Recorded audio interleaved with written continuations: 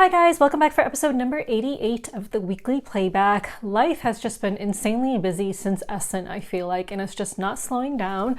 There is a lot to talk about in this video. There are, of course, games that I played. I probably won't get through all of them because there's a lot more to talk about. I want to talk about some personal updates and, of course, PAX Unplugged and some recent board game drama in which my name was mentioned, but I feel like I have nothing to do with, so I want to talk a little bit about that and, of course, Palestine. So let's just get started.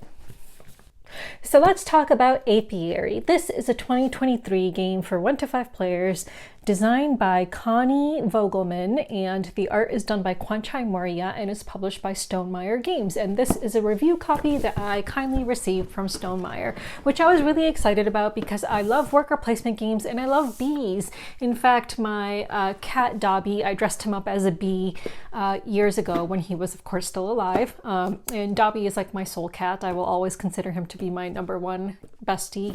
Unfortunately, as many of you know, he passed away in January 2023 of cancer, but when Jamie Stagmeyer reached out to see if I wanted a review copy of Apiary, I was really excited and I sent him some pictures of Dobby in his bee costume to show him that yes, I definitely want a game about bees. So I was super excited to play this. I played a 2-player game of it. I will throw up some pictures, but here is the main board.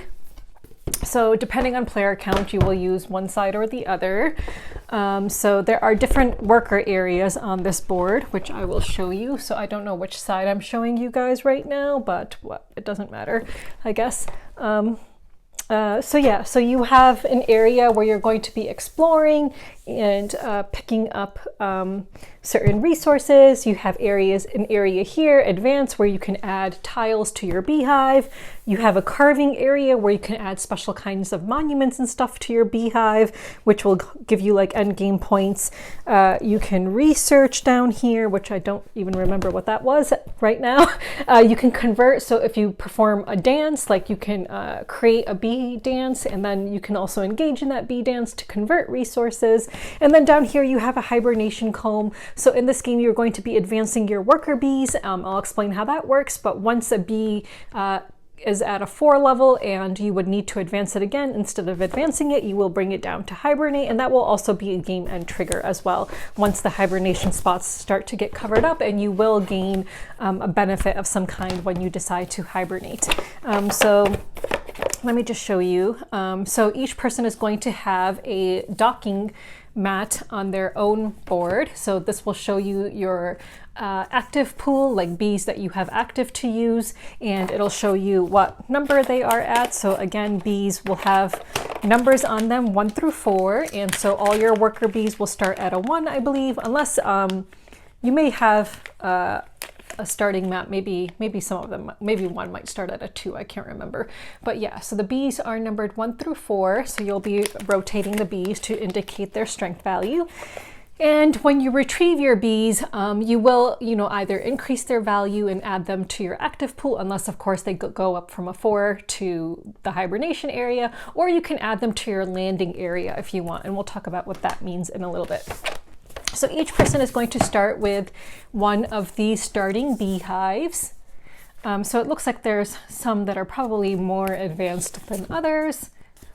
I believe that there were some recommended ones to begin with. So, and it'll show you like, when you cover up a certain thing, what you'll get. So if you cover up a certain area, you'll get a resource of some kind. And these tiles are where you will hold resources as well. So for example, let me just find one. So for example, this one can hold like a honey or a wax, and then it can hold any one resource like water, pollen, I think is one of the resource. I don't know what they are, what the proper names for these resources are. Let's see, there's green. So yeah, there's fiber, which is green, water, which is blue, and yellow, which is pollen. And then you also have wax or honey, and those you need for the more expensive kind of items on the board, such as these carving tiles.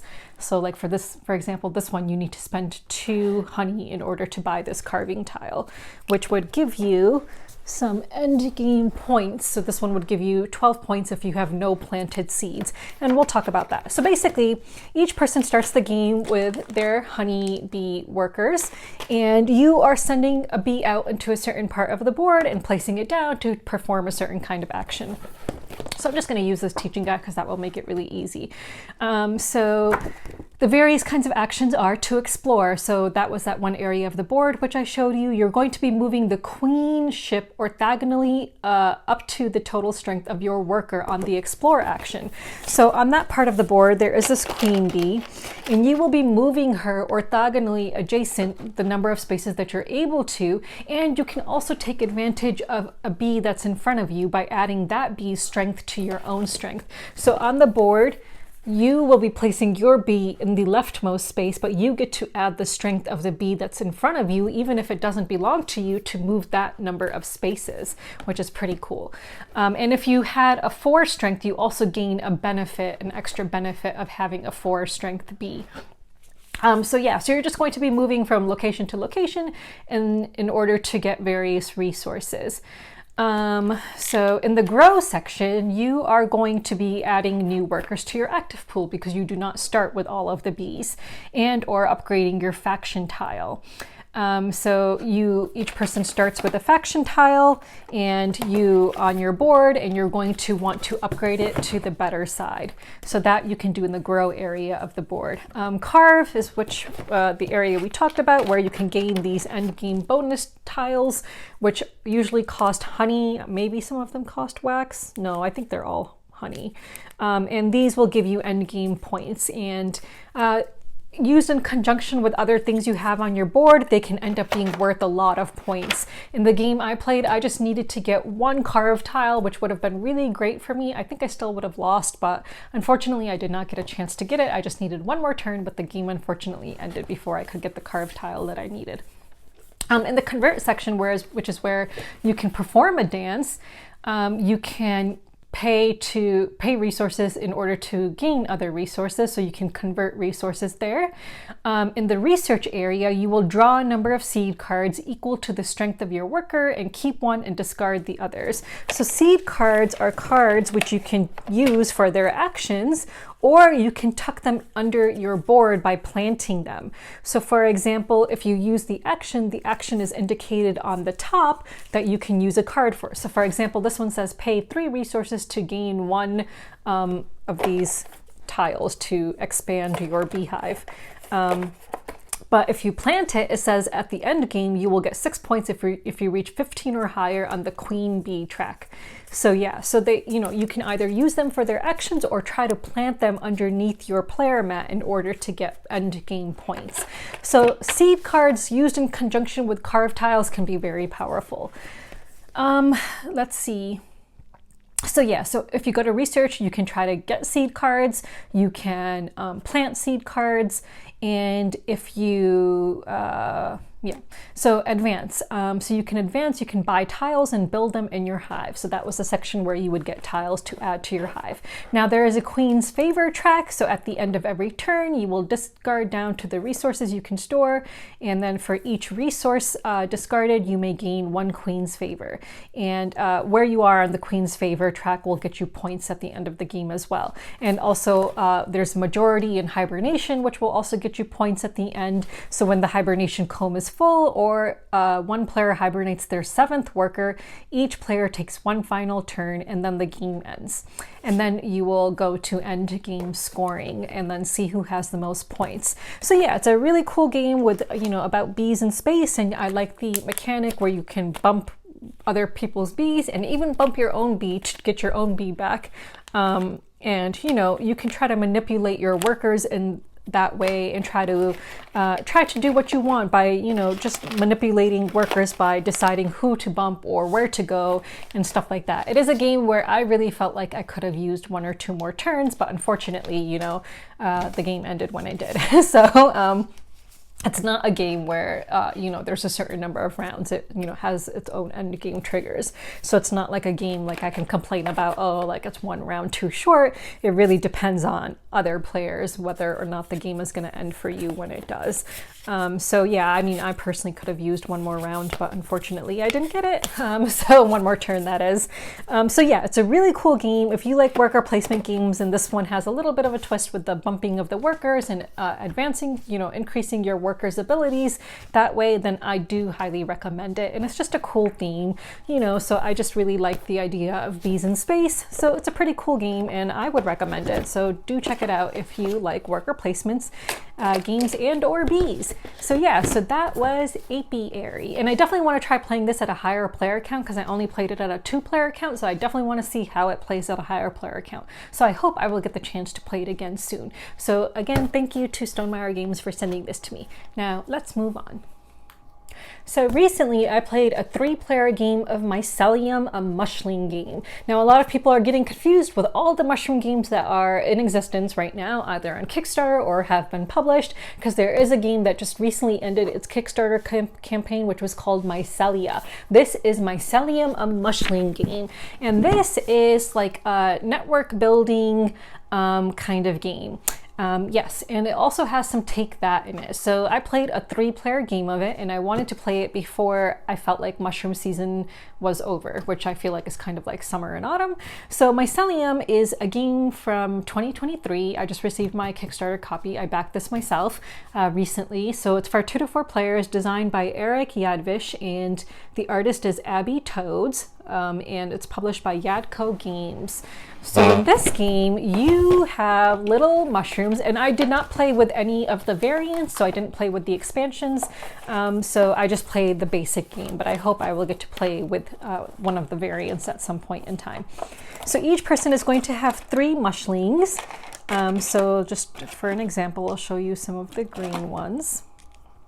And I backed the extra mushlings so people would have the opportunity to like pick different looking mushlings.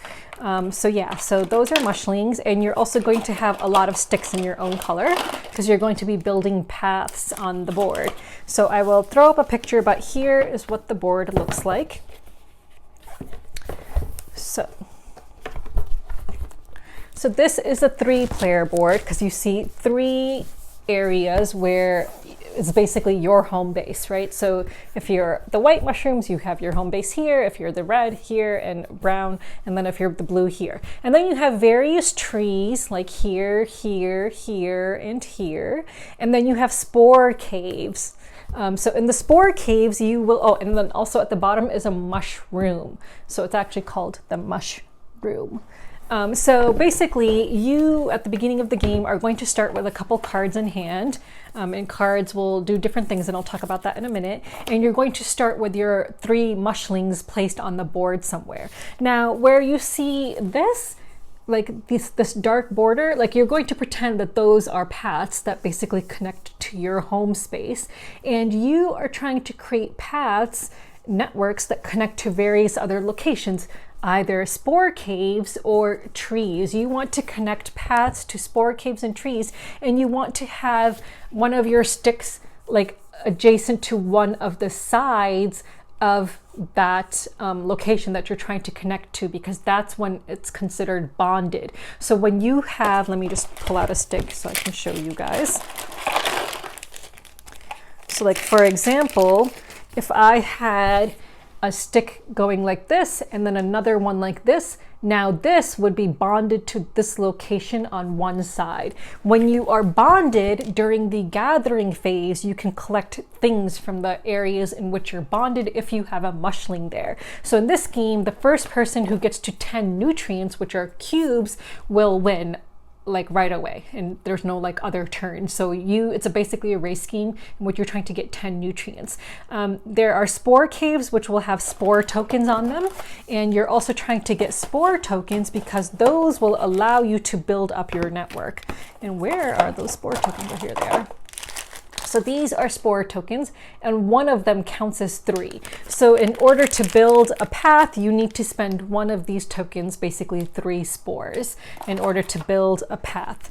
But there are some cards which may allow you to build free paths. So basically on your turn, you are first going to reveal a nutrient card which affects the board and may place out more nutrient cubes on the board. So the board starts with some number of nutrient cubes. It starts with a certain number of spores in the various spore caves, and then at the beginning of every player's turn you're going to reveal a nutrient card which will either, you know, put out some nutrient cubes, it may put out some spores, it may move nutrient cubes from one place to another, and it may even allow you to draw a card.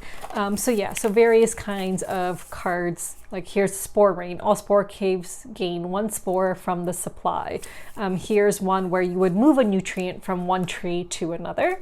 And here's one that would allow you, where is it? I don't see it. But there was one that would tell you to draw cards. New recruits. All players draw 1 card. So yeah, so at the beginning of everyone's turn, you're going to reveal a nutrient card, which will affect the board or the players. And then the players can take a person can take their turn, and you can take as many actions as you are able to in any order. So you can use a card for its ability. So all cards have some kind of ability on it. You can build a path, which will cost you 3 spores, 1 spore token basically, but also you can discard cards in order to build. Like this card is worth 1 spore. So you would need 3 spores. So for example, if you have 3 cards with 1 each on them, you could discard those in order to build a path. You can exchange 2 cards of the same type, and what that means is by looking at the symbol in the corner. So for example, these are not the same type, but if you had the same type, you could exchange 2 cards of the same type to do one of the following: spawn 1 spore in any spore cave or draw a new card. You can attack another player's path that you are connected to. If you attack, then you basically compare combat value. So each player can lay down a card face down, which would have some kind of a combat value on it. If you have combat tokens, you can add those in after you reveal the cards, and then whoever has the highest combat value would win. If you were the attacker, then you get to remove the person's path, and as a consolation, they, I believe, get to draw a card or get a as a consolation, I think that they would get to draw a card, if I remember correctly. Let me just see. So yeah, if the defender loses, they get to draw a card. Oh, sorry, no. If the defender wins, they get to draw a card. If the defender, so if the attacker wins, they get to gain a combat token and remove the spore token, the path stick. But if you're so you can try to remove other people's paths, and the reason you want to do that is so that they cannot bond to the various locations in order to gain more nutrient cubes or more spore tokens. So there is a battle element to this game. And then after you've taken all of the actions you want to, so again, you can either use a card ability, you can build a path, you can exchange cards to spawn or draw a card, or you can attack someone's path. After you've done everything you want to do, and you can again take as many actions as you're able to and want to, then you go to the gather phase where you bring all of your mushlings back, and that's where you will collect things. So if you are in a location that has spores which you are bonded to, or a tree that has nutrient cubes that you are bonded to, then you can remove 1 cube for each of your mushlings that is in that location. And then you place your mushlings again, and then you draw a card, and if you have 7 or more cards, you will discard down to 7 after drawing a card. So that is essentially the game. So it's like a little path network building game in which you're just trying to collect stuff, but also trying to destroy other people's paths so that they cannot get to 10 nutrient cubes before you. I really enjoyed it. I thought it was a really nice game. So let me just show you some examples of cards. So some cards will say, like, if you pair it with another card, you can gain a spore from any spore cave. There was a good one that if you pair it with another card of its type, then you can build 2 paths for free, which was really nice.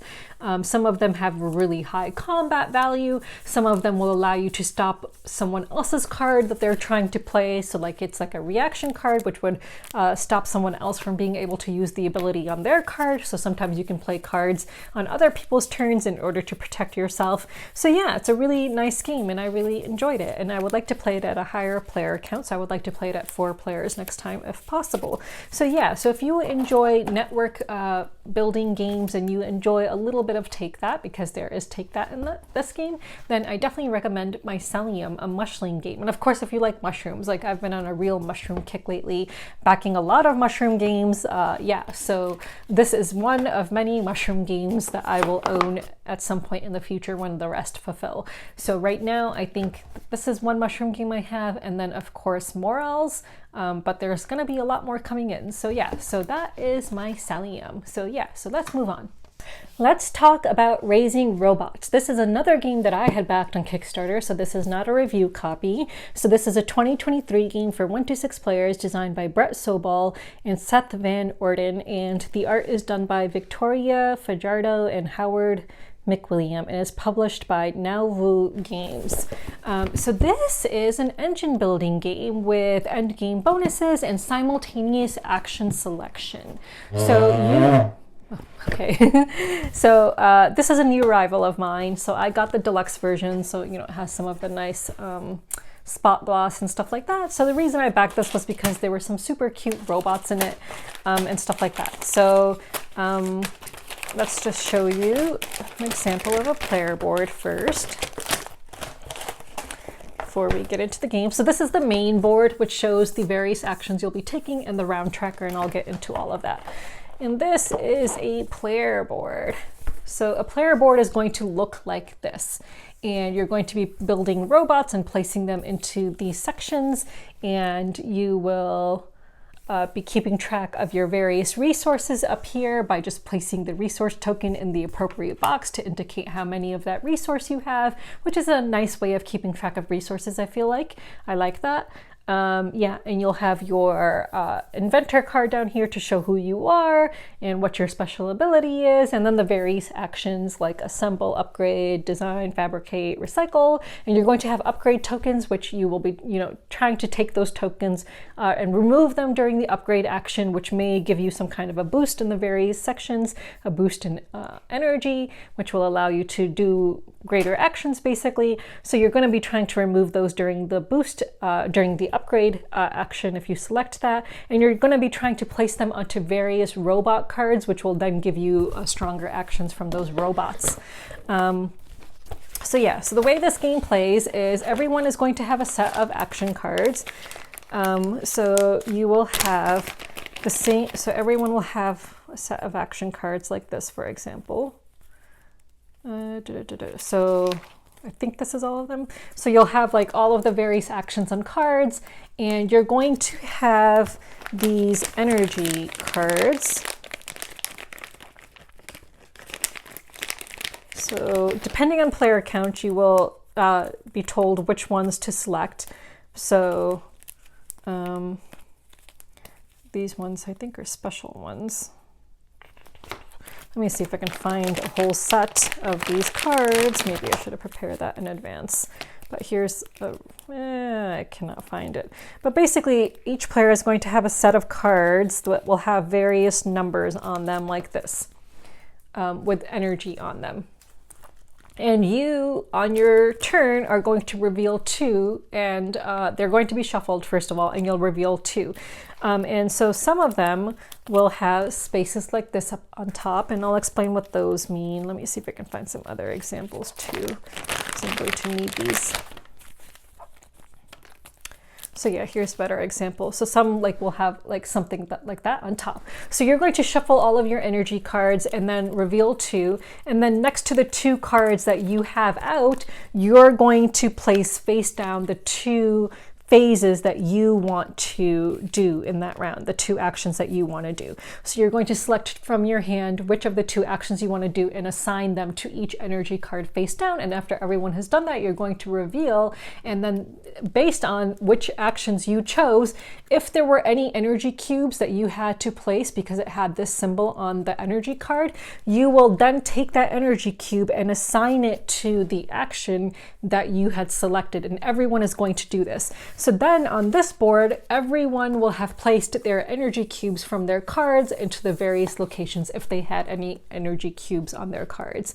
And that will basically add energy to your energy value when you are then going through the actions. Now, the thing is, you don't have to perform just the energy cards which you selected. If there's an energy cube on any of these actions, it's basically available for you to then do. So for example, even if I did not select the upgrade action, but there are 3 energy cubes from other players that ended up placing those on the upgrade action, I now have 3 energy I can spend to do the upgrade action. When you do actions, you're also doing them simultaneously, and you're doing them from left to right. So you're always going in order, even despite what you chose. So even if I picked design, let's suppose I picked design and fabricate, but there were cubes on upgrade, I would have to do upgrade first if I chose to, and then go in order and do what I'm able to based on any energy cubes there. And then basically the actions will allow you to do different things. So upgrade is again allowing you to upgrade, remove those upgrade tokens from your board onto various robot cards. So if you don't have robot cards to yet put those upgrade tokens on, you probably don't want to do the upgrade action. You do start the game with 2 free robots being built. So for example, here is a robot. So if you have this robot in your engine, when you have 2 energy and you activate it, you can do the top ability. However, if you had upgraded it with a green upgrade token, you can now do the bottom ability, which is better. So basically by upgrading your robots with upgrade tokens, you will have a better ability to do. Assemble is actually assembling a robot, so you need the resources in order to assemble them. The more energy you have, the less resources you can spend, the fewer resources you need to spend in order to assemble the robot, which is really nice.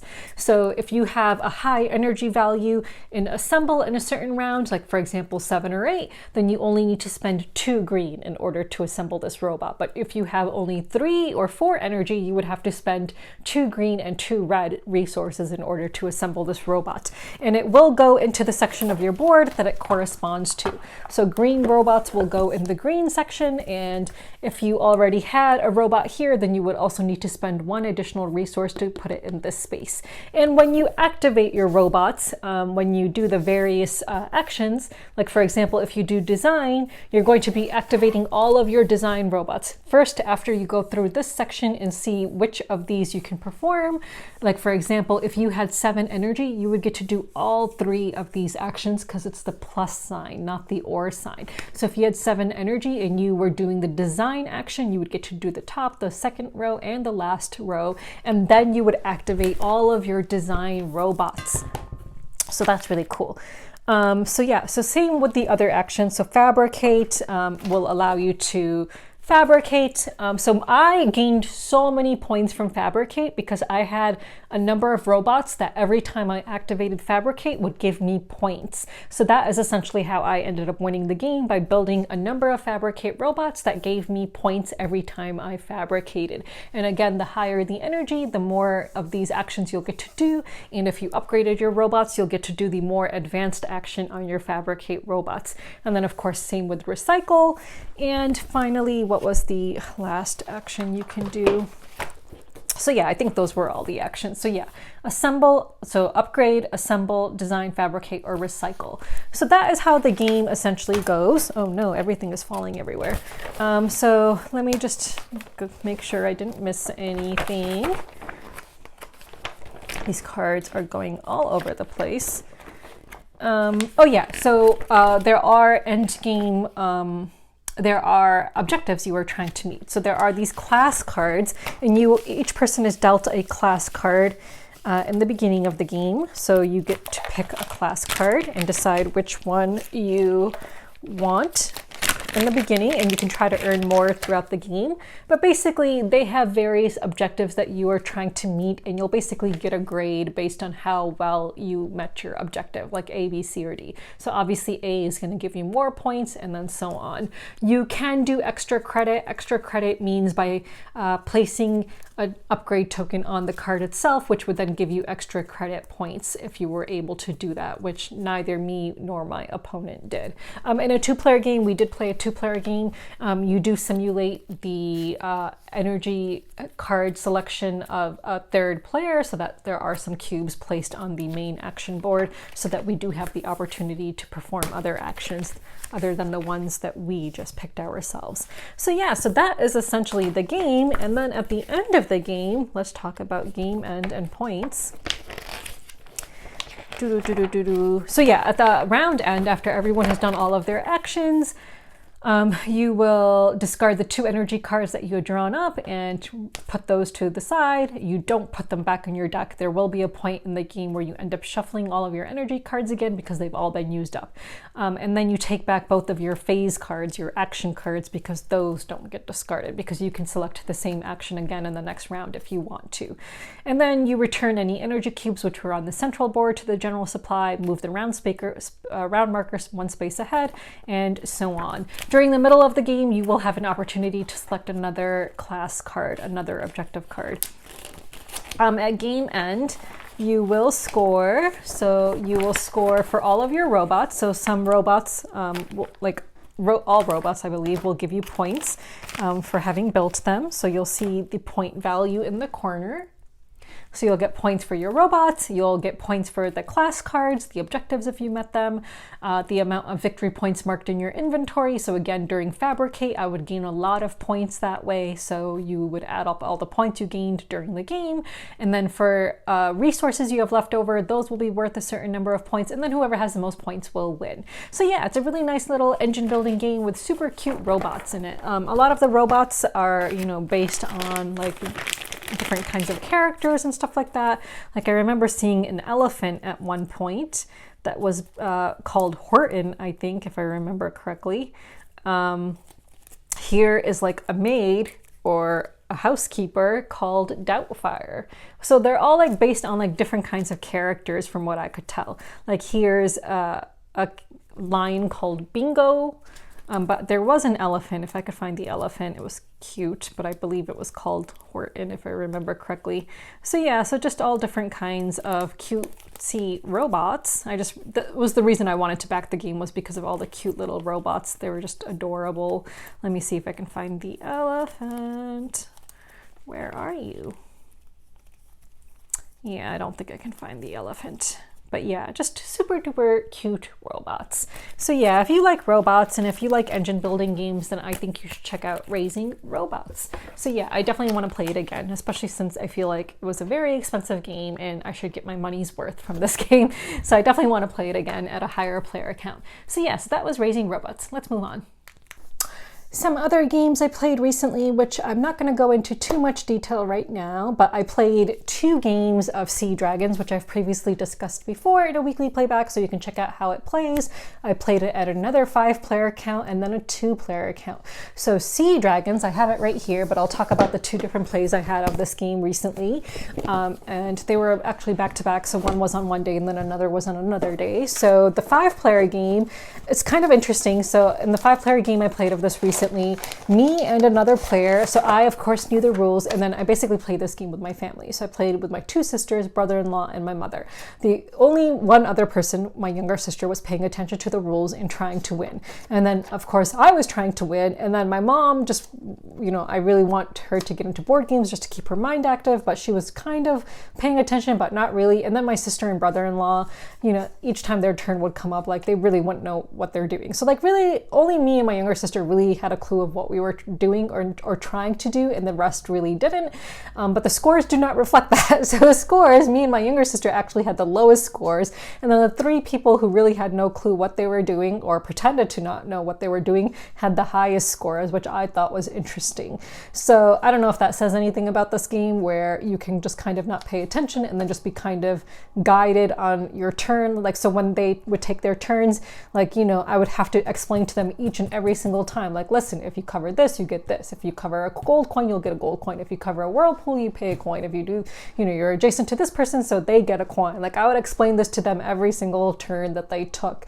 And only my younger sister and I would know the rules and know what we're doing. But again, we ended up with the lowest scores. So that was interesting, that, you know, the players who just didn't care were the ones who ended up with the highest scores. And then in my two-player game, you basically you don't have a choice of which colors you're playing with, because again, not all of the colors have enough components for you to play a 2-player game, because in a 2-player game, you have 14 dragon heads. So you have 14 dragons that you can place down. It does make for a more interesting game. My opponent, she is a board gamer, so she knew what she was doing, and our scores were very close. So I ended up winning, but our scores were really close, and I think, you know, it makes for a little bit more of a interesting, different kind of game in a 2-player game. So I played 2 games of Sea Dragons recently. There are some other games I played recently, like Dune Imperium Rising. I believe that was the one I played. So it's like a new version of Dune Imperium that has, let me just bring it up. It has some like added stuff in, like spies. So I believe that was the one I played, not because there seems to be a couple of different Dune versions, but I think that this was the one I played.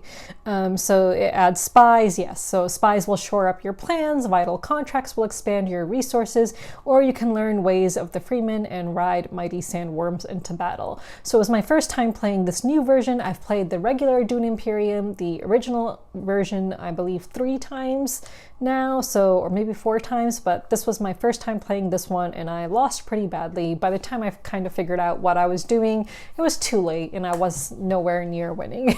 So the spies are an interesting element. You know, as someone who was not like the biggest fan of the original game, like I wasn't like super duper into it, but if you are a fan of Dune Imperium, then I can see that you would like this game even more because of the spies and the contracts. So in that case, I, you know, would recommend that you check it out. So yeah, so I'm also played a game of CastleScape recently, which I really enjoyed. I remember that the designer had reached out to me to see if I wanted to cover it, and unfortunately I didn't, but it's a really fun game. So let me just talk a little bit about CastleScape. So CastleScape is a 2023 game for 2 to 4 players, designed by Josh Horsley, and the art is done by Tracy Van Wagoner, and it's published by Praetorian Board Games. So this is an area majority deck and bag and pool building game. So you are going to have cards, and then based on your cards, you can put out a certain number of these castle pieces. You're trying to build up a castle, and then also trying to put out your own pieces to have control of various areas. And the way in which you get control of those areas, like, you know, it depends on whether you're within an enclosed area or on the castle walls itself. It's interesting. I really, really enjoyed this game. I thought it was it's a very like simple looking game. Like the artwork is nothing, you know, extraordinary. It kind of looks bland to me, to be honest, but I really enjoyed it. And there's different cards that you can add to your deck, which will of course add to your, you know, abilities, or it may even add to your corruption. So there's also corruption in this game that you have to be mindful of, which may remove some of your people from the board. So yeah, it was a very interesting game. So if you like area majority games, but also grid placement and putting things on like a board strategically, I think you would really enjoy CastleScape. It was a very good game. I would definitely play it again, even though the artwork just does not appeal to me, but I would totally play this again. So yeah, so I won't discuss the other games I played right now just because I have a lot more to get through. So let's move on to games that I have received and or am backing. So currently there are only 2 active campaigns which I am backing, unless I'm backing something on GameFound. I don't think I am. I'll check in a second. But I'm still backing Kelp, which ends on December 5th. So super excited about that. So Kelp, Shark versus Octopus. And again, I believe it's from the same publisher as Sea Dragon. So I think I'll enjoy it, although the designers, of course, are different. So it's already raised $926,543, and it just went up like right before my eyes. So that's amazing. So it has 8 days left. So yeah, I'm definitely backing this so I can get the deluxe version and stuff, and I'm happy to pay the shipping cost for that, because otherwise I'm not sure how readily available it'll be in the US. Like, I don't know if Sea Dragons is readily available in the US yet. I bought my copy at Essen. And of course I'm still backing Kalimala at the $1, £1 pledge manager access level, so that I can get my production copy of it, since I did create content for it. And that ends on November 30th. And I absolutely love my play of it, and I hope to play it again, actually, since I have the pre-production copy of it, that I can play it again before I get my production copy of it. So it's already raised $79,900 exactly at the time I'm looking at this. So yeah, so Kalimala has 4 days to go at the time I'm shooting this video, and I highly recommend it. I really enjoyed it. I don't think I'm backing anything on GameFound. I hardly ever back anything on GameFound, but let me just check, just in case my memory fails me. Yeah, oh, the reason I thought I was backing something on GameFound was because I was curious and asked people whether they're backing Food Chain Magnet, but I am not. So there's a special edition of Food Chain Magnet, which is insanely expensive, so I am not backing it. And GameFound tends to have campaigns which I'm usually not interested in anyway. It tends to look like, it looks like it has mostly campaigns which are big box games with a lot of miniatures and stuff that I'm generally not interested in anyway. So let's move on to the games that I have received recently. So I already showed you guys Raising Robots, which was a Kickstarter game I received recently. Another Kickstarter game I received recently, and this is not a review copy, I backed it myself, is Reviving Kathmandu. The reason is because I had covered their game Chili Mafia, and I really like Chili Mafia. It is like one of my favorite kind of like filler set collection games, though I haven't played it in a long time. I really should. So I wanted their other game, which of course comes in their little suitcase series, and this seemed to have gotten really good reviews. It's like an auction bidding game, and it plays up to 6 players, which, you know, for a small game, small box game that plays up to 6 players, you know, I just really wanted that. So and the box is nice, so you lift up the flap, and then you have your board, or in this case the mat, the neoprene mat, and then you have all the various cards and components, which I will just show you right now. So yeah, I'm wondering if I should even take this to PAX Unplugged to play it there. I don't know. So there are just a bunch of cards in this game of like different kinds of structures, I believe, that you're trying to build. Again, I really don't know how it plays. So I will find out, but let me show you these Buddha. Looks like there were some Buddha cards in here. Where did they go? I actually backed the special promo pack, so here. Some Buddha cards. So I added on the promo stuff that was available. So there's like some like mini expansion and some holographic cards. So I added the Senior Architects expansion and then the various holofoil cards. So I'll just show you the holofoil cards first, which are really cool. There apparently was also some rainbow promo pack, but I don't have that, so I guess I didn't add it. Maybe for their next game I'll be able to add that, whatever it is. So yeah, so I'm really looking forward to playing this, since, you know, it seemed like it got good reviews. Seems like a nice little small box game, and I was impressed with their Chili Mafia game, which again I had covered for its Kickstarter, so looking forward to checking this out. So, and then the various player, it did not come with these plastic bags. I decided to just separate all the player components into their own little baggies. It did come with this cloth bag though, so but I just ended up putting like the round tracker and whatever this is. I think this is a round tracker. I don't know if it is. So I just ended up putting that in the cloth bag instead, and just put the various player pieces into their own little plastic baggies just to make setup easier. But here are all the various colors. Yeah, so nice colors. So yeah, so that is reviving Kathmandu. So that arrived recently. And then when I had backed Raising Robots, I had added this one game for $5, or maybe it was €5, I can't remember, called CrossTalk. So I was like, €5, whatever, I'll add it. So it's some kind of a word party game, the party game of subtle conversation. So I ended up adding that for €5. And it like has these like boards and stuff that you can write on. I don't know how it plays, but it's got like 2 different teams and stuff like that. And it's got some markers and a die and boards that look like this. So maybe I'll check that out and see how that plays. And then what's in here? I don't think I even looked in here. I guess a bunch of cards. Oh yeah, I didn't look in here.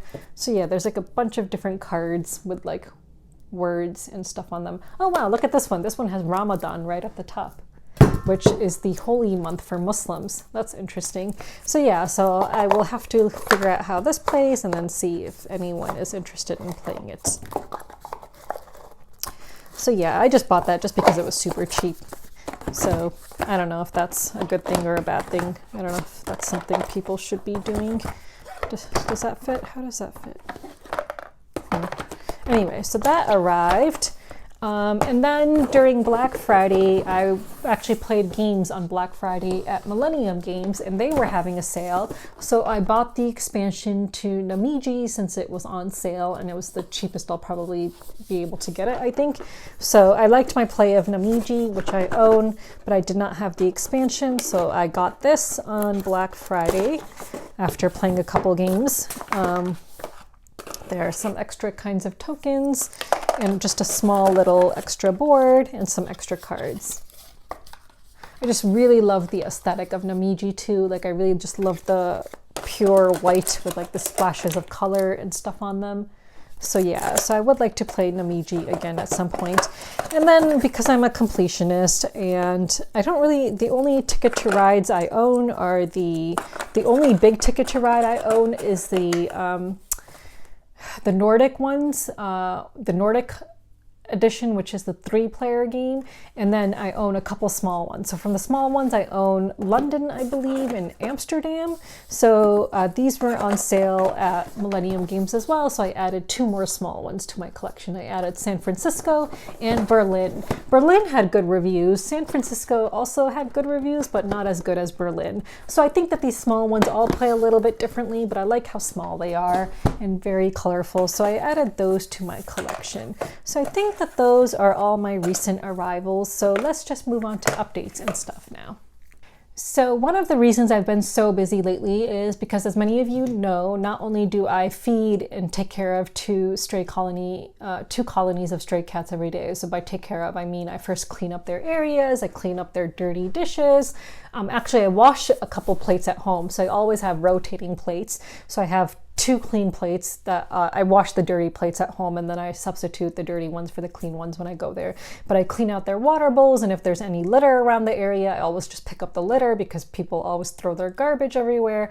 So, you know, all in all, it takes me about an hour every day to take care of these colonies of stray cats. So, you know, that keeps me busy. And then there was a kitten in one of the colonies, the second colony of stray cats, who had gotten trapped recently by the TNR organization, which is the Trap, Neuter, and Release organization, because they try to trap stray cats and spay and neuter them and then release them back into the wild, unless they're kittens. If they're kittens, then they can be hopefully socialized and hopefully adopted out. So this one cat was a kitten at the second colony, the only kitten that I could see, and he had gotten trapped recently and then neutered and gotten his shots, and so I decided I would adopt him just because I go and take care of that colony every day, and I thought it would be nice to have a cat from that colony. So he's about 6 months old, and I adopted him. I've had him now for exactly 1 week, and it seems like a lot longer, actually. I feel like he's, you know, adjusting really well to indoor cat life. Right now he's confined to my library/office, so I have his litter box and his food and his water and all his toys and everything in my library, and I keep the door closed and I go in and spend time with him and stuff. But he has adjusted so well. He's even had playtime with Toffee, so I've opened the door and let Toffee go in, and they'll play for a little bit and then Toffee will have his fill of him and then he'll want to leave. It reminds me a lot of when Toffee was a kitten and he just wanted to play with Dobby all the time, and Dobby was much, much older at that point in time. So I think Dobby was maybe 14 years old. Toffee right now is just 3 years old and he's still very playful. So, but at the time that I got Toffee, I couldn't keep Toffee at that point in time then, because I ended up giving him to my mom until Dobby passed away, just because Dobby just wanted to have absolutely nothing to do with him. And of course Dobby was my soul cat. So yeah, so this little kitten has arrived into my home and he's a part of my family now and he's adjusting really well. I always said that I would never get another tuxedo cat after Dobby because I really feel like Dobby was my soul cat. I had Dobby for 16 years since he was just a little kitten. He was rescued from a parking lot. He was a tuxedo cat and just really sweet, just so gentle, just so kind, so loving. Just, you know, Dobby was my world. He was my everything. And when he died in January from cancer, it was the hardest thing. And I still think about him every day and I just love him and miss him so much. And I always said that I would never get another tuxedo cat because I wouldn't want it to ever seem like I was replacing him or trying to. And I just wanted to preserve his memory as being my like soul cat and my tuxedo cat, like the tuxedo cat, though I had 2 tuxedo cats prior to him who I, you know, love and think about and pray for as well. But yeah, this cat is a tuxedo cat and he just happened to come into my life. So he reminds me a lot of Dobby when Dobby was a kitten, in fact. And in the library I have an oil portrait, an oil painting portrait of Dobby hanging in that room. So, you know, it kind of feels like Dobby is watching over this little kitten. Yeah, so, you know, he's not a replacement for Dobby. No one could ever replace Dobby, and I love all my cats in their own ways because they all have distinct personalities, and I, you know, of course, love them all so much and take care of all my pets. So Toffee and now this one. And this one's name is Zaytoon. So Zaytoon means olive in Arabic. So the reason I named him Zaytoon was because of everything that's going on in Palestine. My heart is very much with Palestine and the Palestinians right now. And I wanted a name to honor that since I got him at a time when, you know, there's a genocide going on, and I just wanted to honor the Palestinians in some way. And there are just so many videos of Palestinians trying to rescue their cats as they're trying to flee from the bombing and all of that. So I just really wanted a way to just honor the Palestinians. So I named him Zaytoon, which means olive in Arabic. So yeah, so Zaytoon is such a little cutie. He's super duper playful. Of course, I will have posted some pictures of him for you guys to see, and he's adjusting really well. So that has kept me super duper busy, and I've just been so busy with family stuff, and then of course trying to prepare for my new job, wrapping things up at my old job. Just life has just been insanely busy. So yeah, so let me go and talk about some other stuff now. Oh, I do want to mention before I leave, so my birthday is on Tuesday, November 28th. I have a fundraiser on Facebook for a conservation organization because, you know, that kind of stuff is extremely important to me. But if you do feel inclined to donate for my birthday, I'm also accepting donations via PayPal or Ko-fi, as I am still in the process of trying to buy as many shelters and assemble as many shelters for the 2 colonies of stray cats as I can. It has gotten to the point where when I go there every day, the water from the day before is frozen, like it's like ice at the top, and I dump it out and then of course fill it with warm water now, so that hopefully it doesn't turn into ice as quickly. But yeah, it has gotten to the point where it's getting really cold. So recently my sister and brother-in-law also gave me a shelter to put in one of the colonies, which I did. And as I've shown before, I've previously already bought and assembled 4 different shelters, 3 smaller ones for the second colony and 1 bigger one for the first colony. But of course there are over 20 cats in each colony. So if you would like to make a donation towards shelters, or of course their ongoing expensive food, because it is very expensive to feed 2 colonies of stray cats every single day, then of course that would very much be appreciated. So if you do feel inclined to make some kind of a donation for my birthday, which of course no one has to, there's no obligation whatsoever, but if you do and you want to make an impact closer to home, or my home rather, then of course I am always accepting donations for the stray cats, because it is a pretty expensive ongoing expense for me to take care of both colonies. And I know it's something that I put upon myself, but when I see animals in need, I just can't leave them. So it's something that I'm happy to do, but if, you know, it is very expensive. So anyway, so that was the last thing I wanted to say about the stray cats. Moving on. So another update, PAX Unplugged is coming up. So it's coming up next weekend. So I'm not as excited about it as I previously have been, but at the same time, I also am excited about it. So I'm not as excited about it just because of what's going on in Palestine, and I'll talk a little bit about that later. It's just kind of hard to want to be surrounded by a community that doesn't seem to give a shit about the Palestinians and the genocide that is ongoing. But at the same time, I am excited about it because I decided that this PAX Unplugged, I would go back to my PAX roots. And what I mean by that is that I want to spend more time playing games with my friends rather than going around to publishers and having meetings, which is what I did the last 2 years. So the last 2 years, actually last year, I spent a lot of time playing the Annapurna tournament in the tournament. But the year before that, I spent completely in meetings, and a couple of my friends said that PAX just wasn't the same the last 2 years from the years before, when we would spend a lot of time playing games together and hanging out. And I agree, spending time, meeting with publishers and stuff like that kind of does take away from my enjoyment as a gamer. Like, I don't get to play as many games and spend time with my friends. So I definitely want to do that and go back to my PAX roots this year. So right now I only have one publisher meeting scheduled, and then also an owner of a publishing company reached out to me to see if I just want to meet for coffee beforehand on one of the days, just to chat, because we had met up at Essen, just randomly bumped into each other and had a chat about the industry and what people are like and stuff like that. And he's Jewish, and I thought, yeah, it would be nice to meet up with him and have a chat, especially with what's going on in Israel and Palestine.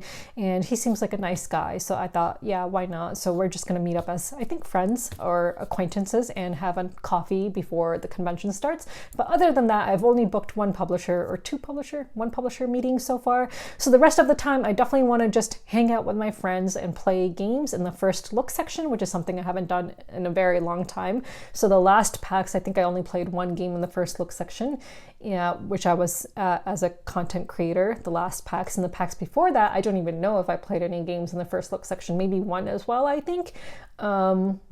And it just so happened that I played with the same random people that I had never met. So 2 years ago, I had played with these two guys who I didn't know who they were, but they recognized me from my content. And then last year, when I was walking around the first look section, I just happened to see them again, and they recognized me. So we ended up playing another game together last year, which was just a funny coincidence. So I definitely wanted to see what's in the first look section, and I may have a segment in this video about that. Let's see. And yeah, just spend more time playing games with my friends and just, being surrounded by people whose company I enjoy and who I love and who I know will actually care if I were to die. Because one of the things that this genocide has shown me is how little Muslim and Arab lives matter to people, which is why, it's like, do I really want to be playing or talking to people who don't seem to give a shit about what's happening to the Palestinians? Probably not, but I know my friends give a shit, so I would like to play games with my friends. So that's what I'll do, and of course enjoy Philadelphia during Christmas season. Like, I love walking around the Christmas markets and stuff like that, and of course I love eating lunch at Reading Terminal. But of course there's going to be a little bit of it's not going to feel the same just because of what's happening in Palestine, because honestly, all of my free time has just been spent watching media from Palestinian journalists and watching what's going on in Palestine. All of my free time is spent doing that. I still do not get much sleep. So it's going to be different, and we'll see how it goes. So that is my PAX Unplugged update. Of course, if you see me and you want to say hi, please feel free to come up to me and say hi.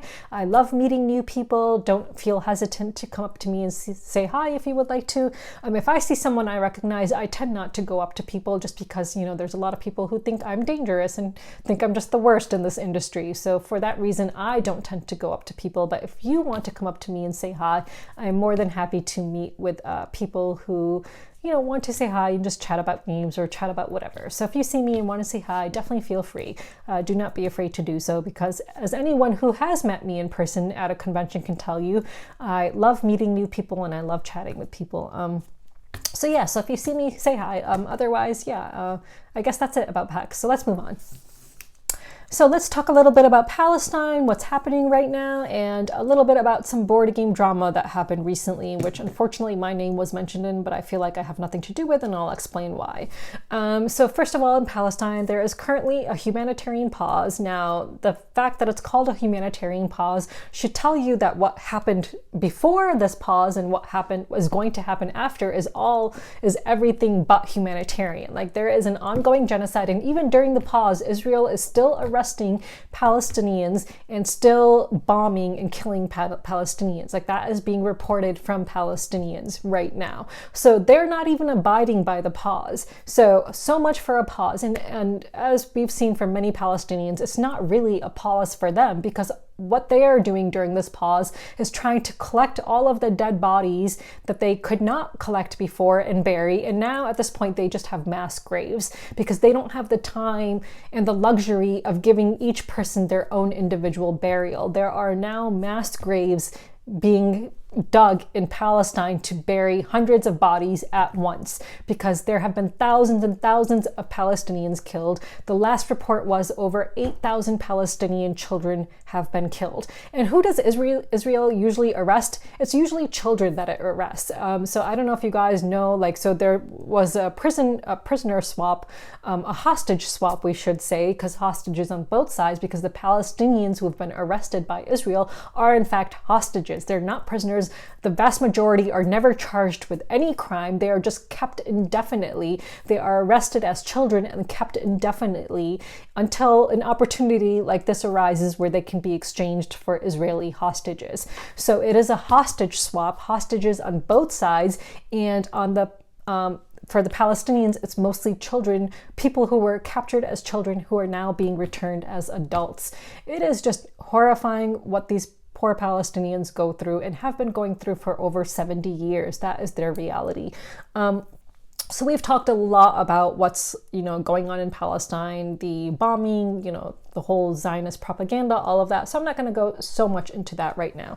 So right now I'm going to turn my attention a little bit to some drama that happened. So as you guys know, in every video I have called up these, what I call double standards and hypocrisy in this industry. I've called it out because for me, as a Muslim woman who 2 years ago was very vocal about Palestine and then was then basically shit on by a bunch of people who claim to be for human rights because I was labeled as dangerous. I'm going to talk a little bit about why they call me dangerous and stuff, because they're claiming that they're not Islamophobic and that the reason I'm dangerous is because I have people who I have not blocked on Twitter that these people believe I should have blocked. And because I don't want to block or don't block every single person that they have blocked, somehow that makes me dangerous. But okay.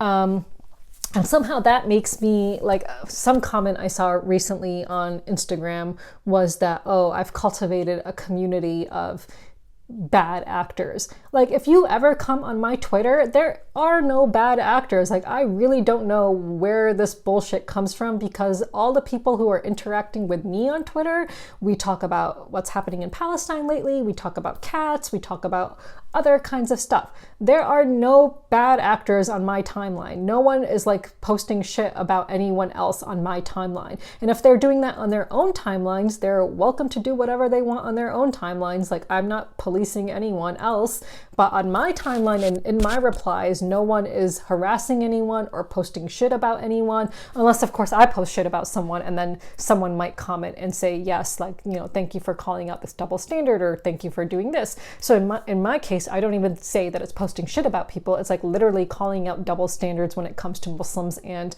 Arabs and Palestinians in the industry, the Palestine cause in the industry. So in the last video, I had talked a little bit again about the double standards and called out Rodney for his silence about the genocide, and all these other people like Eric Lang for their silence about the ongoing genocide in Palestine.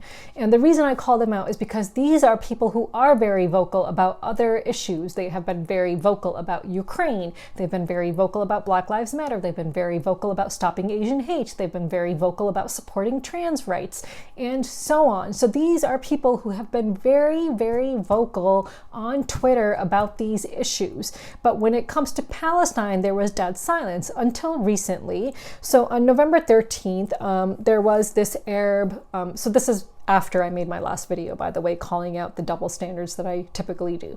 But on November 13th, there is this Arab content creator on Twitter, or X as it's now called, and he had posted that he felt he was losing followers because of his Palestine tweets. You know, something that has happened to me since 2 years ago, but whatever. And it's happening right now, of course, as well. Like, I've lost over 100 followers on Instagram because all my stories are dedicated, almost like 99.9% of my stories are dedicated to Palestine. There may be an odd story here or there that has to do with cats or board games, but that's it. It's mostly just Palestine. So he had posted how he was losing followers and so on. And Rodney made a response video to this person's tweet. So I made a transcript of Rodney's video so that I could read it out to you guys. So Rodney, in a reply to this Arab creator, said, "Kareem, for what it's worth, I hope you don't stop talking about it. I have the luxury, we've spoken of this before, the privilege of being able to compartmentalize this incredible human tragedy, this international crisis." So he's not calling it a genocide like it is. He's calling it an incredible human tragedy and international crisis. Call it what it is a genocide. The injustice of it all. Now I understand, look, that humans have to compartmentalize. We have to do that in order to survive. But the reality is, reading some of your tweets has made me realize that there's a little something more at play in my compartmentalization. There is sort of like, hey, this is also complicated. This is not something that I can even really start to think about. So those are Rodney's words. So let's break that down a little bit more. So he's acknowledging that he does compartmentalize and he has the luxury to do that. But again, he's saying that this is complicated. That is Zionist propaganda. That is Zionist speak. It is not complicated. It has never been complicated. So people need to stop calling it complicated. What is happening to the Palestinians is not complicated. It is an occupation that has been going on for over 70 years. It is not fucking complicated. There is a genocide happening right now. It is not fucking complicated. To say it's complicated is Zionist propaganda, and it's a way to, shut down conversation about the genocide and shut down any conversation about what is happening in Palestine. So going back to Rodney's statement, there's a kind of excuse making, I think, that has been convenient to engage in my own mind. At a certain point, being able to untangle how we got here isn't really the point. At a certain point, it's about the subjugation of one people by another. It's about the loss of human life. It's about whatever this is, however we got here, it needs to stop. And that's something we should be able to talk about. Okay, I'm going to stop right there. So he acknowledges that he's been making excuses, so fucking stop making excuses then.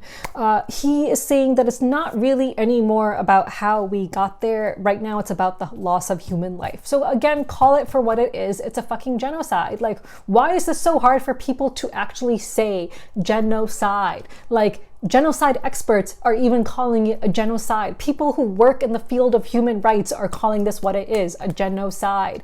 That is what it is. It's a genocide, and you can say those words. You don't need to shy away from the words genocide when speaking about the Palestinians. By shying away from these words, you are trying to placate all of the Zionists who watch your content and you don't want to upset them, but at the same time, you're trying to placate your own cognitive dissonance that you are facing by not speaking up about a genocide when you have been extremely vocal about other human rights issues, as you should be.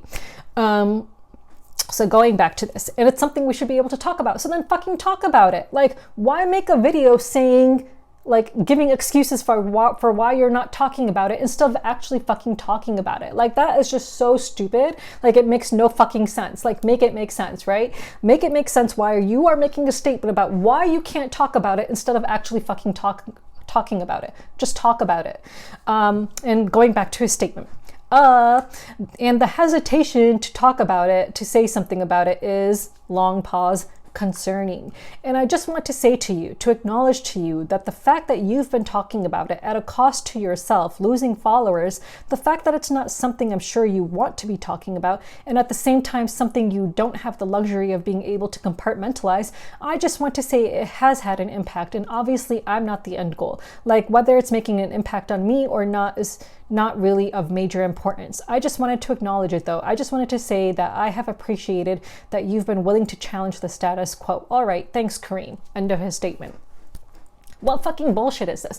So I have shared this statement with other pro-Palestinians in friends who are gamers on Instagram, like in private messages. I've shared his statement with another Muslim who is very pro-Palestinian, who is a gamer.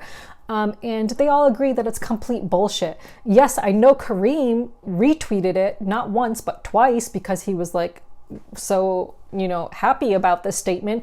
But if you actually ask Arabs and ask pro-Palestinians who are constantly talking about this, whether this statement is something that they would amplify, it is not something that they would amplify, because this statement is of someone who is basically trying to justify why he is silent, trying to placate himself in his own cognitive dissonance, and that is not something we should be amplifying. We should not be amplifying and being thankful for the bare minimum. This isn't even the bare fucking minimum. It's below the bare minimum. It's basically saying, hey guys, like, I know that this is something that you care about. It's complicated, Zionists speak, and it's something we should be talking about, and I'm not going to call it what it is, a genocide, but just know that I'm listening to you and know that I'm thankful for what you're doing at a cost to yourself. What fucking bullshit is this? Like, this is complete bullshit, and this is not something that I and others as pro-Palestinians and as people who are constantly putting their social media on the line would appreciate.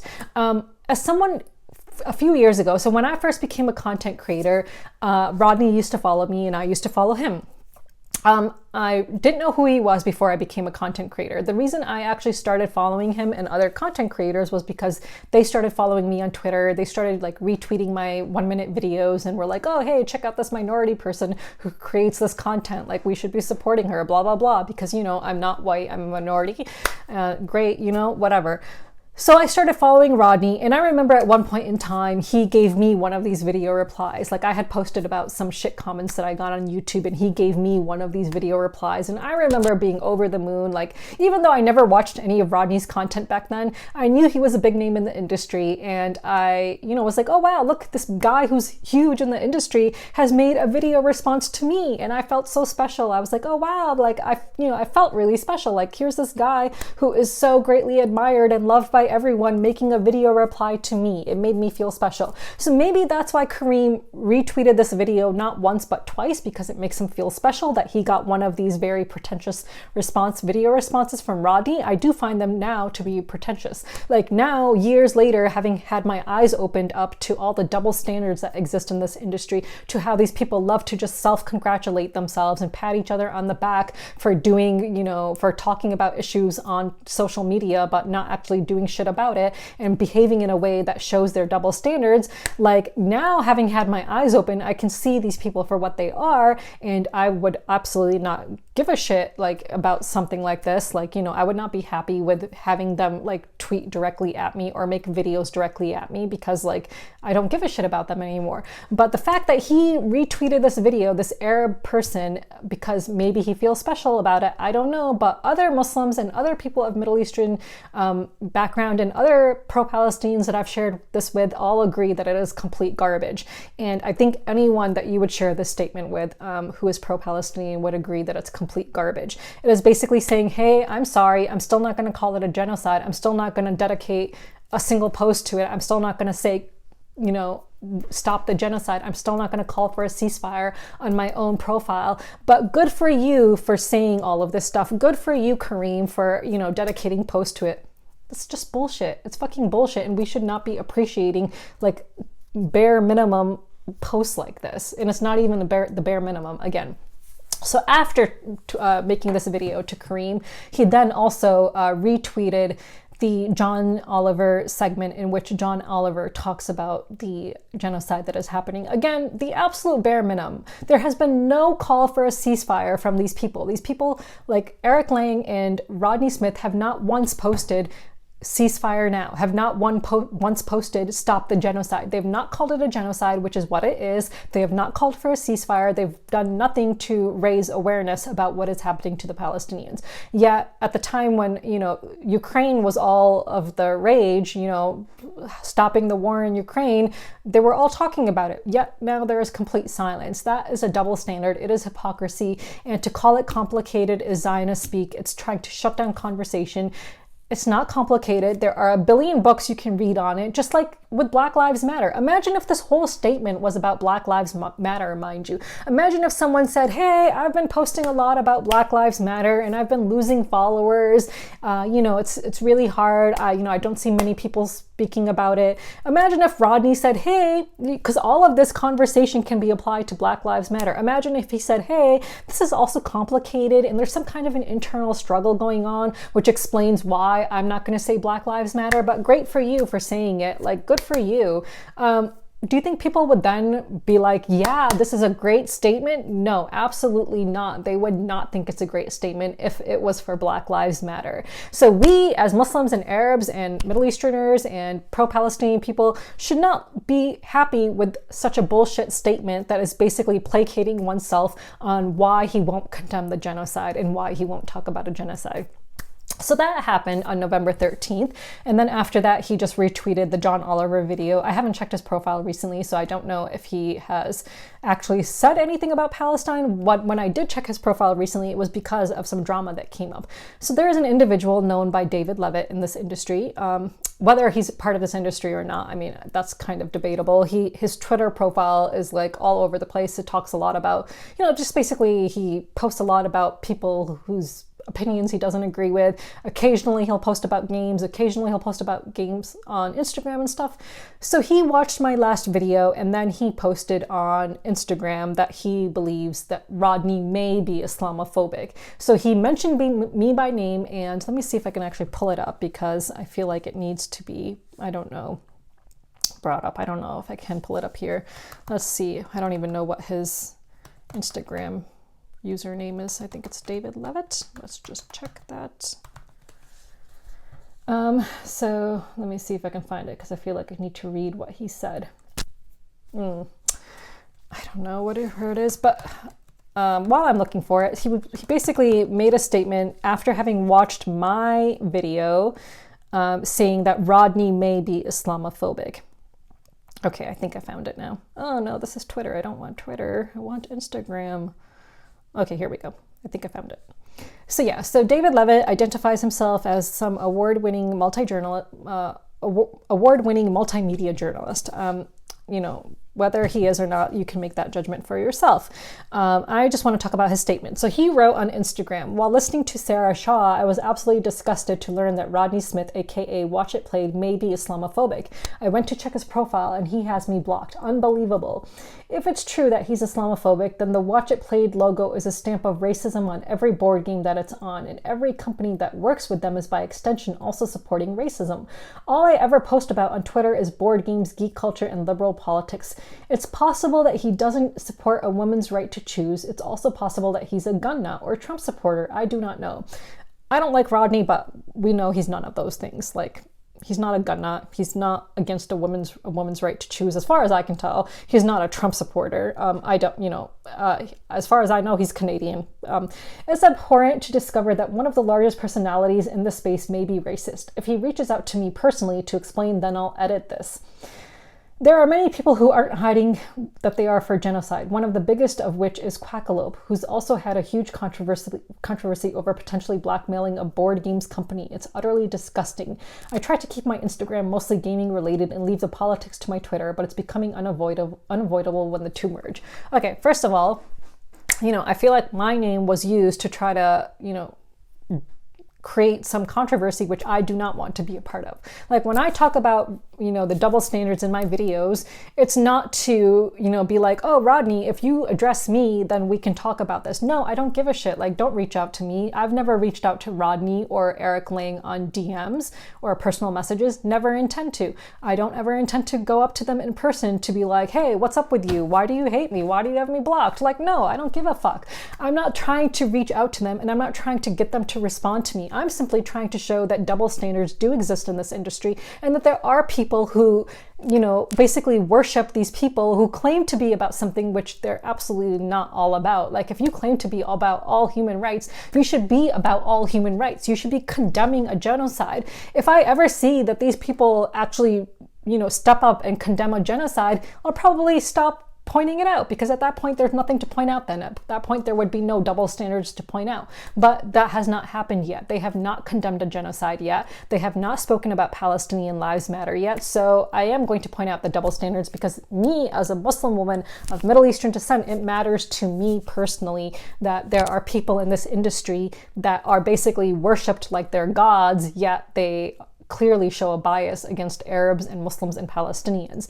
But it seems like David's intent is to basically, do this for his own personal self by saying, if Rodney reaches out to me, then I'll edit my statement. So to me, it seems like he's doing this for his own personal reasons. And unfortunately, my name got dragged into it. So I posted on his post, since my name has been mentioned, thought I'd comment. Rodney has had me blocked since 2 years ago when I called out a certain publisher, Burnt Island Games and Kids Table Board Gaming, for being Zionist, as they didn't want me to review a game because I said Palestinian lives matter. Helena Kappel, the owner, could not tell me what the difference between Palestinian lives matter and Black lives matter is. There is no difference. There was a call in the industry to have me blocked because of how dangerous I am, and he blocked me during this. He recently issued a weak excuse on Twitter, which is the thing I talked about earlier in this video, for why he hasn't yet condemned the genocide of the Palestinians that is happening, when he's been very vocal about other issues. Black Lives Matter, Trans Lives Ukraine, stopping Asian hate. So I called him out on his weak excuse for his silence about the genocide. I don't know if he's Islamophobic or not. I don't know why he has David blocked, though I don't think it has anything to do with me. But I do feel that he won't condemn the genocide and call for a ceasefire because he doesn't want to upset his Zionist publisher friends, which to me shows a lack of integrity. So that was my response to everything. And then when Rodney made a response video to David Levitt, unfortunately, he read David Levitt's post, which mentions me by name, and I get implicated in this whole garbage, which I want nothing to do with. I have nothing to do with why Rodney has David blocked, or why David, doesn't want Rodney to block him. I don't know if he wants to, have Rodney unblock him. I don't know. I don't care. What I care about is how Palestinians are being treated and how the whole genocide is just being completely ignored by people in this industry. I've seen from a lot of people who are like myself, who are Muslim like myself, post about why it matters to them so much that there is complete silence, because it basically shows us that we don't matter. It basically shows us that, like, when someone like us is killed or, dies, like, the world just doesn't care. Like, when a Muslim is killed overseas for one reason or another, the world doesn't care. When someone like me, who looks like me, who practices the same religion as me, is killed, the world doesn't care, because we're brown and we're Muslim and we don't matter. So that's why I'm making a fuss about it, is because I'm trying to raise awareness about the fact that my life and other Muslims' lives just do not matter to people in this industry, an industry that claims to be super inclusive, when in fact it is not inclusive. And we've seen this time and time again now. Like the fact that there was a small content creator a couple of weeks ago who made a video, the top 15 diversity, equity, and inclusive names in the industry, and he mentioned Burnt Island Games as being one of the most inclusive people in the industry. Complete bullshit, when they are absolutely fine with Palestinian children being murdered. If you go back and listen to the recording that I had with Helena Kappel 2 years ago and listen to it today, like all the people who claim to be about Palestinian lives, listen to it today. And also just pretend it was about Black Lives Matter, and then you will see who is on the right side of history here. Like, she did not want me to review a game, which at this point, I stopped caring about the game. It became about people's double standards, and it became about how Palestinian lives do not matter. It stopped being about the fucking game. But if you listen to that conversation, it will show you that the whole industry rallied behind a Zionist publisher, a publisher who could not say Palestinian lives matter, a publisher who could not say what the difference is between Palestinian lives matter and Black lives matter, a publisher who people are still supporting to this day and are claiming to be one of the top diversity, equity, and inclusion voices in the industry because they sponsor Our Family Plays Games, a Black family. Like, if you follow various content creators, there is a content creator on TikTok who is both Black and Jewish, and she has talked a little bit about how all the people who support Black Lives Matter, who are pro-Zionist, like, there is a huge cognitive dissonance there. And she's talked about how certain people are upset that they supported the Black Lives Matter movement a few years ago during the George Floyd uprisings uprisings because now, the Black Lives Matter movement is pro-Palestinian. It's in support of Palestinians. And of course it will be, because it's essentially the same fucking thing. Like, if you look at what's happening to Black people in America with the systemic abuse, the systemic racism, the systemic, lack of things that has happened because of the way this country was founded and built. If you study that, which I have at a university level, and if you look at how the Palestinians are treated, it's essentially the same thing. So it really makes no fucking sense that you have a publisher who claims to be about Black Lives Matter, but then will say, no, you can't review a game because you're pro-Palestinian. Like, no, like, just admit you're a Zionist, which you are, and these people who claim to be about all for human rights need to stop supporting Zionist publishers. But they're not going to. They're going to still support their Zionist publishers. And in fact, Kids Table Board Gaming had a campaign recently on Kickstarter. I don't remember even what game it was for. I think it was something to do with vegetables. Kids Table, let me see if I can find it. I don't know if it's still on Kickstarter. But I know that they had a game recently on Kickstarter. Was it Food Fighters or something like that? They had some game about Wasabi, that's it. Okay. It's called Wasabi. Let's see if it's still live on Kickstarter, because all these people, yes, it is. It's got 11 days to go. So all these people who claim to be about human rights, were tweeting about Wasabi and promoting this game from a Zionist publisher who cannot and will not say what the difference is between Black Lives Matter and Palestinian Lives Matter. Go and listen to the recording again. It's still up if you want to listen to it, in which I have a conversation with Helena Kappel trying to explain why she wouldn't send a game to someone who said Palestinian Lives Matter to review. It's absolute bullshit, and it should anger you if you actually care about all human rights. But 2 years ago, I was labeled as dangerous. And now people like Rodney Smith and others, because he had recently tweeted some screenshots of mine where I called Rodney Smith Islamophobic 2 years ago for blocking me and calling me dangerous. Like, seriously, when you call a Muslim woman dangerous, who actually is not dangerous, you are being Islamophobic. Like, that is playing into Islamophobia, that Muslims are dangerous. To label a Muslim woman who is not fucking dangerous as dangerous, what is that if that's not Islamophobia? So yes, I do think Rodney was being Islamophobic against me 2 years ago by, doing what everyone else was doing after being told to block me and unfollow me and unfriend me because I'm so dangerous. But then they turned around and said that the reason they did that was because I don't curate my community, even though no one from my community is posting shit in my timeline.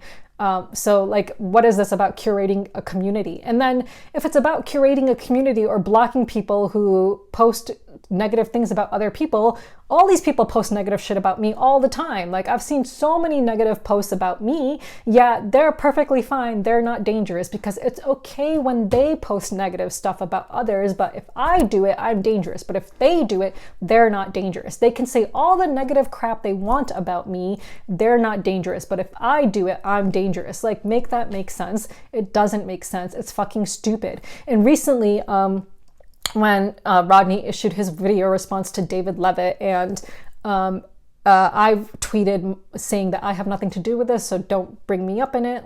David mentioned my name, and I wish he hadn't, but he did, unfortunately.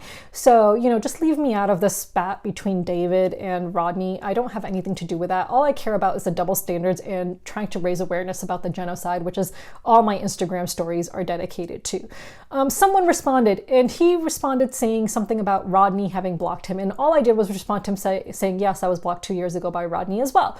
Do not know who this person is. At that point in time, he was not following me, and I went later to look at his profile because someone took a screenshot of my reply to this random person who I don't even know as proof that I'm dangerous, because apparently I replied to this person who they don't like.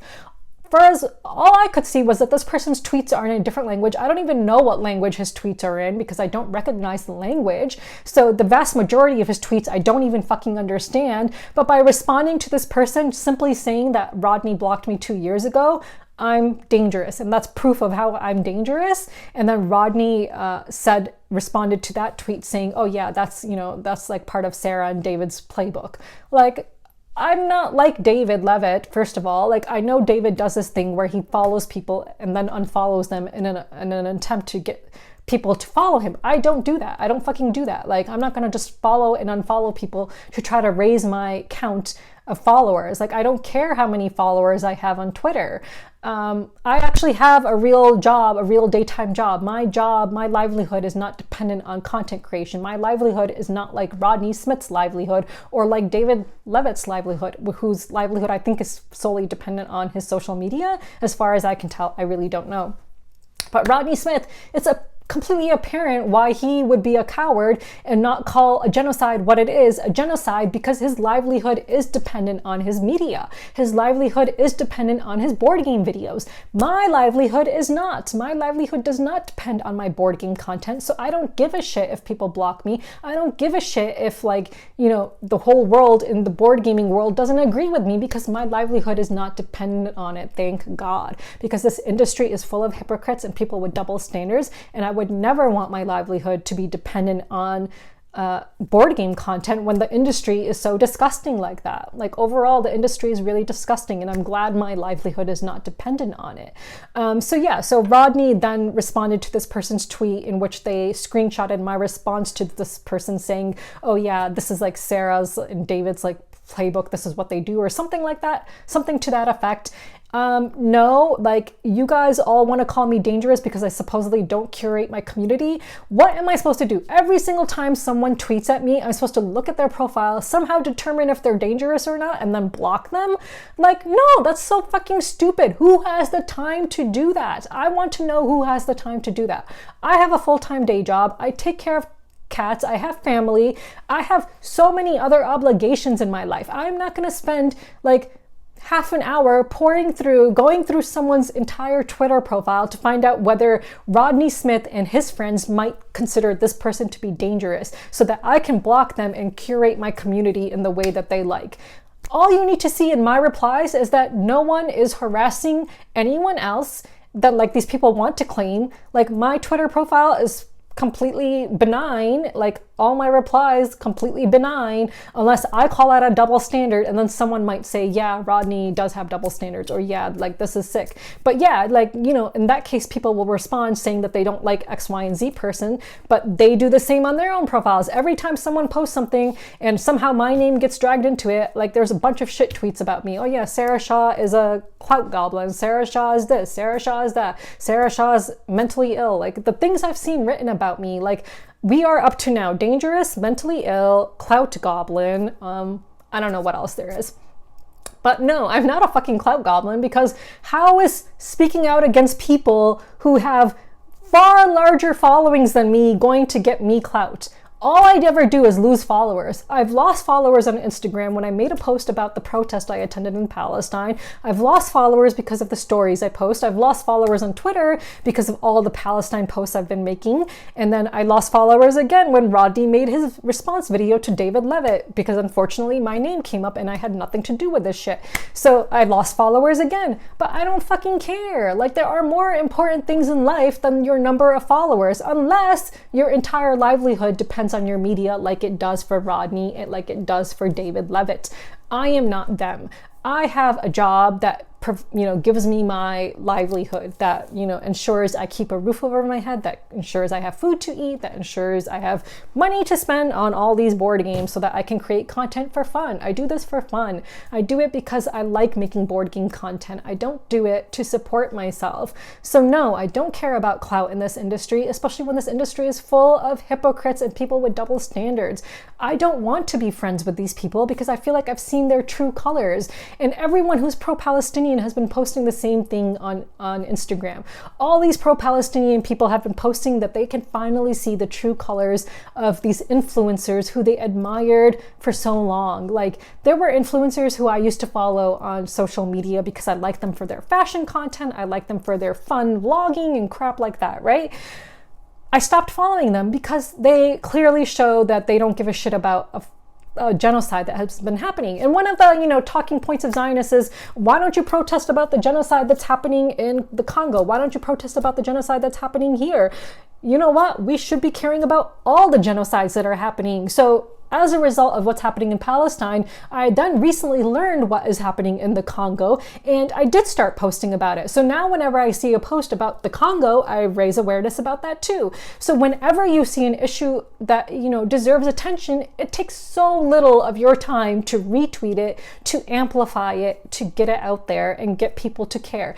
But the thing about this Palestine issue is that it's been happening for over 70 years. It is the longest, like, ongoing occupation that there is. And that's why people are giving it a lot more attention. That's why this genocide right now is getting a lot more attention than the other conflicts in the world, though they deserve attention too. Every human who is being oppressed and is being subjugated and is being killed for who they are, that deserves attention, and the world should fucking care. But the reason that I think the Palestine is getting more attention right now is because it's, you know, this genocide, it's very, it's, you know, it's a culmination, I guess, of something that's been going on for more than 70 years, and it's horrific. But we should absolutely care about everything that's been going on. Like when I tweeted about Palestinian Lives Matter 2 years ago, and then Eric Lang responded to me, oh, do you care about the Hazaras? Do you care about the Uyghur Muslims who are being you know, killed in China? And I responded, yeah, Eric, I do, because I have actually posted about that as well.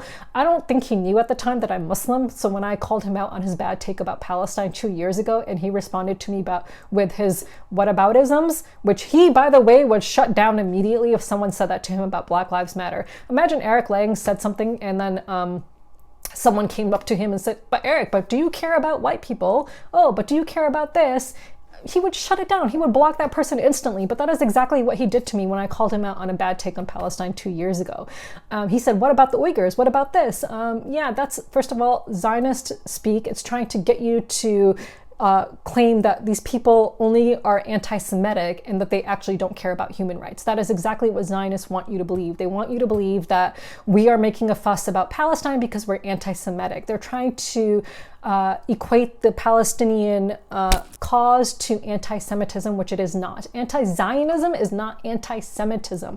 But when you hear a Zionist say, what about, that's what they're trying to do. They're trying to label you as anti-Semitic. They're trying to say that you only care about the Palestinians because you hate Jews, which is not true. That is not what this is about.